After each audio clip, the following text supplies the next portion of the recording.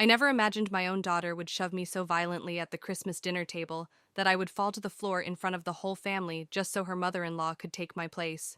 What she didn't know was that on that night, I would change her life forever.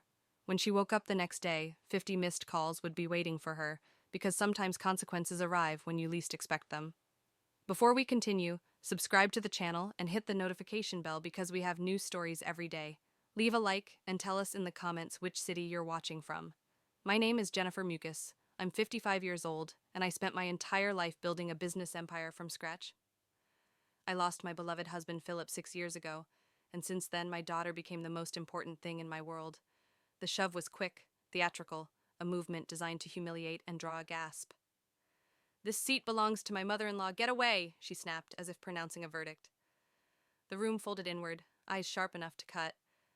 For a moment, the tile pressed hard into my palm, and I tasted a foolish, incandescent shame.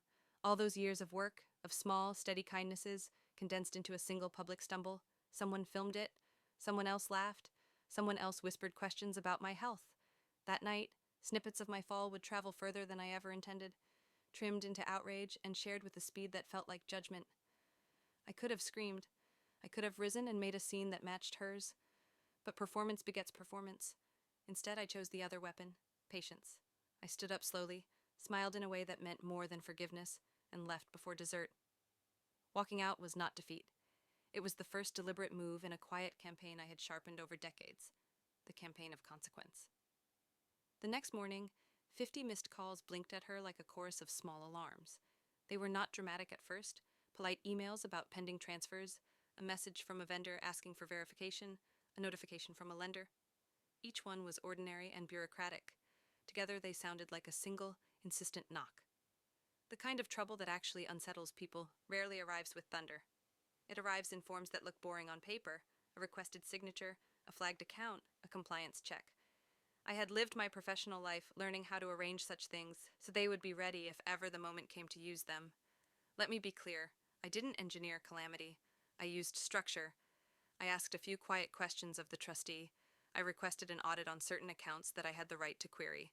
I nudged a compliance review that required updated documentation.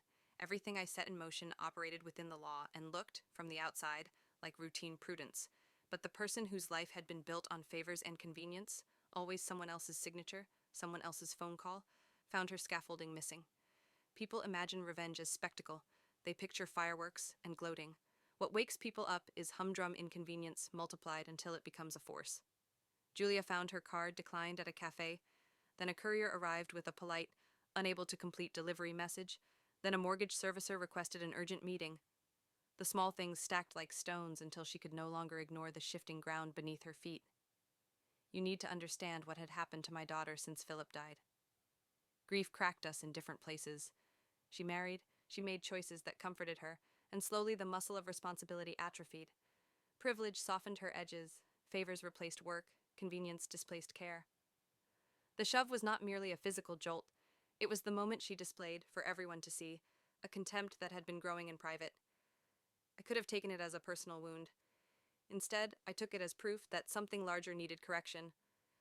When she called me that afternoon, her voice was brittle with panic. "Mom, what is happening? Whose idea was this?" she demanded, looking for a single villain. People like simple stories. The world rarely obliges. I told her the truth. I had arranged for things to be checked, because the same systems that protect us can also allow things to be neglected if we assume someone else will always pick up the slack. She accused me of cruelty. I answered that accountability was not cruelty when someone treats others as if their service were infinite. 2 weeks later, she came to my door with the posture of someone rehearsed in indignation. She wanted to accuse me properly, to make me the monster in a story she could pass around and feel righteous about. She did not expect the bargain I offered. I could have crushed her professionally, closed every line she relied on, burned the bridges she had used. Instead, I proposed a strict, humiliating recipe for repair, a public acknowledgement of her actions, a formal apology at a family gathering, a period during which she'd step back from any role that relied on my backing, and a program of real, practical training in financial stewardship and accountability. Her pride bristled. Pride is a poor currency when paperwork begins to matter, and people who used to smooth over your mistakes stop answering your calls. The petty indignities, the frozen accounts, the delayed deliveries, the curt emails, had already thinned her armor. In the end, she signed. The agreement was not about punishment for punishment's sake. It was about rebuilding competence where there had been complacency. What followed was slow and stubborn. She showed up at community kitchens and hospice centers with a nervousness that looked like costume at first. She learned to fill forms, to attend meetings without speaking to perform, to listen in a way that is more difficult than speaking. She learned that apology is not a single act, but a sustained practice. Showing up on the day you're supposed to, answering the boring emails, paying attention to the small things no one celebrates. There were nights of fury. There were times she called me in tears, not because I had made her suffer, but because the world I had exposed was harder than she imagined. My son David sat between us like a seam, smoothing edges, reminding us that families hold their people, even when those people hurt each other. He kept channels open because he was a son who had watched both of us build and break things, and because stitching matters more than scoring points. The most surprising part was not that she was humbled, but that she became useful. Usefulness is quieter than virtue, but far more durable. Months after the shove, I watched her hand a tin of soup to a woman with cold, knotted hands, and for a moment there was no audience, no verdict, only a small human exchange. Her face was tired, and then, unguardedly, soft. That cheap, ordinary kindness landed heavier than any public spectacle would have. People will call me cruel. They will retell a neat story of an old woman who orchestrated her daughter's fall. They won't hear about the nights I lay awake and wondered whether I had gone too far, the small regrets that taste like iron on the tongue. I won't pretend I had no dark satisfaction. Humans are not saints. But I will say this. Sometimes mercy looks like sternness, and sometimes the medicine that tastes bitter is the only thing that forces a wakeful change. If you ask whether I would do it again, my answer is not simple. I would have preferred a conversation before the shove, a soft lesson instead of a hard push. I would have tried to teach earlier, to draw my daughter close, before the table became a stage. But if the outcome is this, a woman learning to be responsible, a family learning to translate apology into action, then the cost has, grudgingly, a value that is hard to deny. So the story ends not with a scream, but with the slow work of repair. 50 missed calls were not the hurricane people expected.